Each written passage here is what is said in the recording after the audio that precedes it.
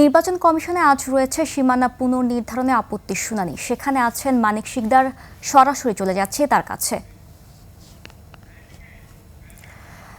মানিক, আপনার কাছে কি খবর আছে আমাদের জানাবেন। আপনি জানেন যে সকাল থেকে আজকে শুরু হয়েছিল সীমানা পুনর্নির্ধারণের শুনানি, এবং সেই শুনানিতে আজকে আসলে নানা নাটকীয় ঘটনা ঘটে গেছে।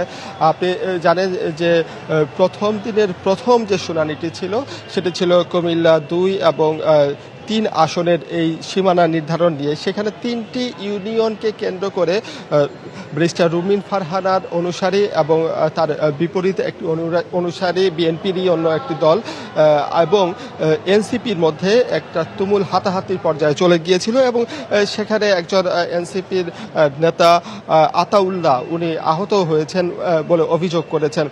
পরবর্তীতে এনসিপির পক্ষ থেকে এই ঘটনার তীব্র প্রতিবাদ জানানো হয় এবং তারা এসে নির্বাচন কমিশনে একটা প্রেস কনফারেন্স করেন, এবং সেখানে তারা বলেন যে রুমিন ফারহানার দ্রুত গ্রেপ্তার এবং বিচার নিশ্চিত করতে হবে, অন্যথায় নির্বাচন কমিশনের যে সমস্ত সদস্য আছে তাদেরকে পদত্যাগ করে নতুন করে নির্বাচন কমিশন গঠন করার তারা আসলে একটা আবেদন করেছেন বা দাবি করেছেন। এছাড়া আমরা যদি দেখি, আমরা আজকে 18টি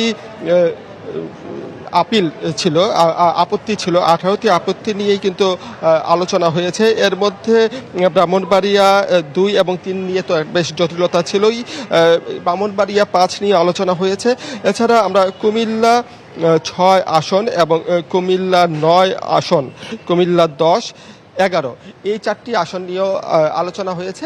সেখানেও একটু মতভেদ থাকলেও সেটা নিয়ে আসলে বড় ধরনের কোনো ধরনের সংকট হয়নি, কিন্তু পরবর্তীতে যারা এই আপিল শুনানিতে ছিলেন, যে সমস্ত দলের বা যে সমস্ত এলাকার প্রার্থীরা যারা ছিলেন, তারা এই বিষয়ে তাদের নিজ নিজ যুক্তি উপস্থাপন করছেন। কিছুক্ষণ পর হয়তো নির্বাচন কমিশনের পক্ষ থেকে একটা আনুষ্ঠানিক ব্রিফিং করা হবে। তবে একটি কথা বলে রাখতে চাই যে সকালের যে অপ্রীতিকর ঘটনাটি ঘটেছে এ নিয়ে নির্বাচন কমিশন এখন পর্যন্ত কোনো আনুষ্ঠানিক বিবৃতি দেয়নি।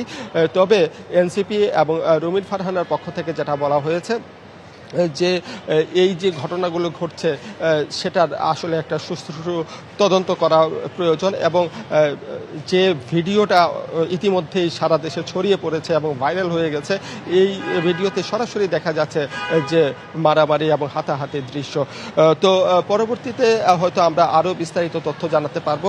এই ছিল আমার কাছে এখানে থাকা সর্বশেষ তথ্য।